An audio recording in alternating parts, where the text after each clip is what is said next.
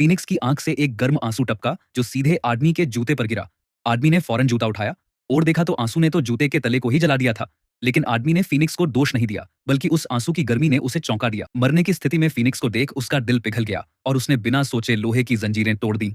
आजाद होते ही फीनिक्स का शरीर तपने लगा और वह आग की लपटों से गिर गया। उसकी ताकत लौट आई और वो एक झटके में उड़कर आसमान में चला गया। और जाते समय फीनिक्स ने आदमी को शुक्रिया कहने के लिए एक चमचमाता रंग बिरंगी पंख दे दिया।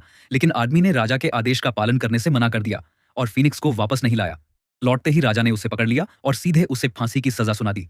राजा के सामने आदमी ने सफाई दी कि उसने फीनिक्स को पकड़ा था, लेकिन उसे छोड़ दिया।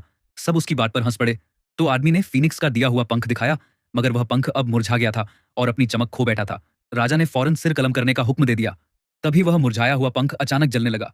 देखते ही देखते फीनिक्स आसमान से उड़ता हुआ आया और महल के ऊपर चक्कर काटता है। उसकी रोशनी से सारा महल जगमगा उठा। अब यह साफ हो गया कि आदमी झूठ नहीं बोल रहा था। लोगों की खुशी देख राजा को उसे रिहा करना पड़ा और उसे एक शानदार पोशाक इनाम में दी गई। लोग उसे घेर कर नाचने गाने लगे। वह सबका चहीता बन गया, जिसे देखकर राजा जल उठा। कुछ ही दिनों बाद राजा ने फिर एक चाल चली। उसने कहा कि वह बर्फ की रानी से शादी करना चाहता है और आदमी को भेजा कि वह उसे लेकर आए। आदमी लंबा सफर तय कर बर्फ के देश की सीमा पर पहुंचा, जहां ऊंची बर्फीली पहाड़ियां थीं। 3 दिन की चढ़ाई के बाद वह महल के दरवाजे तक पहुंचा। वहां कोई पहरेदार नहीं था, तो वह चुपके से वहां घुसने की कोशिश करता।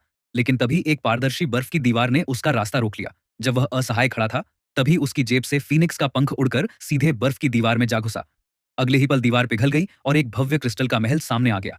जैसे ही वह पीछे मुड़ा, उसका घोड़ा छोटा माजू गायब था। उसे नहीं पता था कि छोटा माजू बर्फ के पानी में बहकर नीचे गिर चुका था, लेकिन उसकी बर्फ जमी हुई जूतों ने उसे बचा लिया। अब आदमी महल में गया और देखा कि वहां कई बर्फ की कब्रों में राजकुमारियां थीं। वह सोच ही रहा था कि असली राजकुमारी कौन है। तभी फीनिक्स का पंख हवा में चमकने लगा और सीधे एक राजकुमारी पर इशारा किया।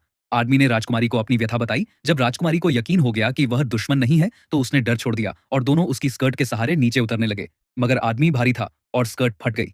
दोनों तेजी से नीचे गिरने लगे। तभी छोटा माजू समय पर आया और उन्हें गिरने से बचा लिया। आदमी जब राजकुमारी को सुरक्षित लेकर लौटा, उसकी लोकप्रियता और भी बढ़ गई और राजा अंदर ही अंदर जलने लगा। अब उसने एक और असंभव काम सौंपा, रहस्यमय समुद्र में जाकर उस खतरनाक मछली को मारने का, जो बहुत खतरनाक थी। जय श्री राम।